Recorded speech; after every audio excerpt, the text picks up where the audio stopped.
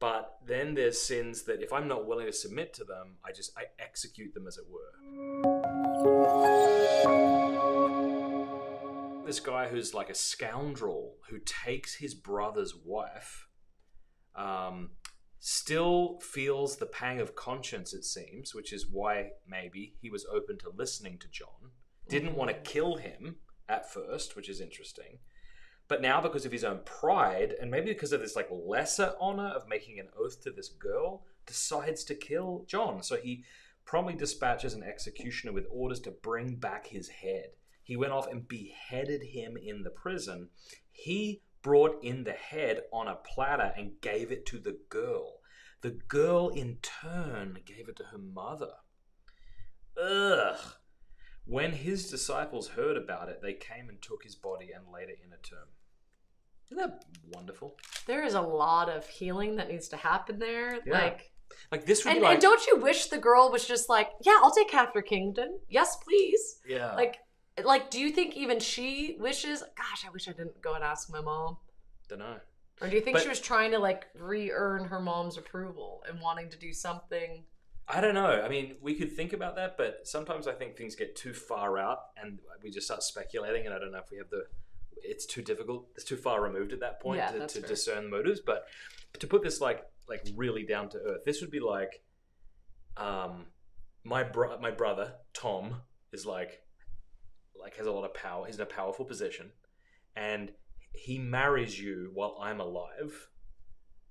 Okay, and then this other dude. The answer is no, Tom. This other dude starts speaking out against this because you're shacking up with my brother and you want to kill him. I know you wouldn't. Maybe I should have used a different example. But then you get Avila to dance before Tom and make him promise to kill the guy who's speaking out against this evil union. Isn't that wild?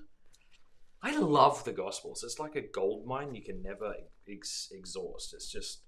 But anyway, so I was thinking, like, to go back to what I said earlier, that it feels like an analogy is like when there are certain sins in our life that we're really not willing to get rid of.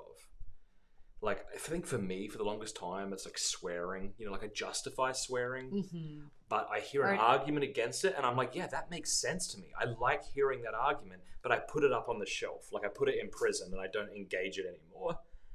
But then there's sins that if I'm not willing to submit to them, I execute them, as it were.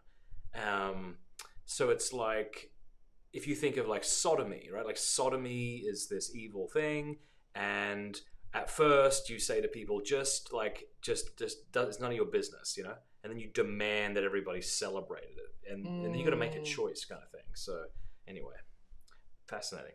Yeah, it is. I had no idea that was the gospel reading. Let's see here. That was my back cracking and my old man going, ugh.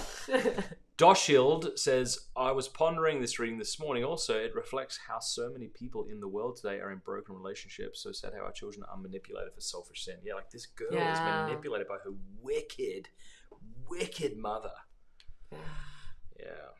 Yeah, that is so sad. And her cowardly, what would you call him? Cowardly uncle who wasn't willing to... I mean, if anyone should have been executed in this story, it was the wife. Maybe not, but yeah, I think it's but I think even when I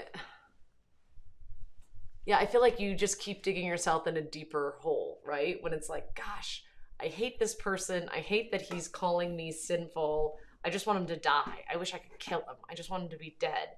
And then it's like, I don't know, maybe she wasn't willing to just straight up kill him. Maybe she had the opportunity, but she didn't want to be responsible for it. So it's like, well, I'll get my daughter to then do this. Sure, yeah. And then it's like, then the executioner is technically the one that killed. But you just like keep, I don't know, doing more bad things. Like the guy on Breaking Bad. Mm-hmm. Like, it's like, oh, I'm doing this for my family, for love of my family. That's all I'm doing it for. And then like sin just... devolves. Yeah.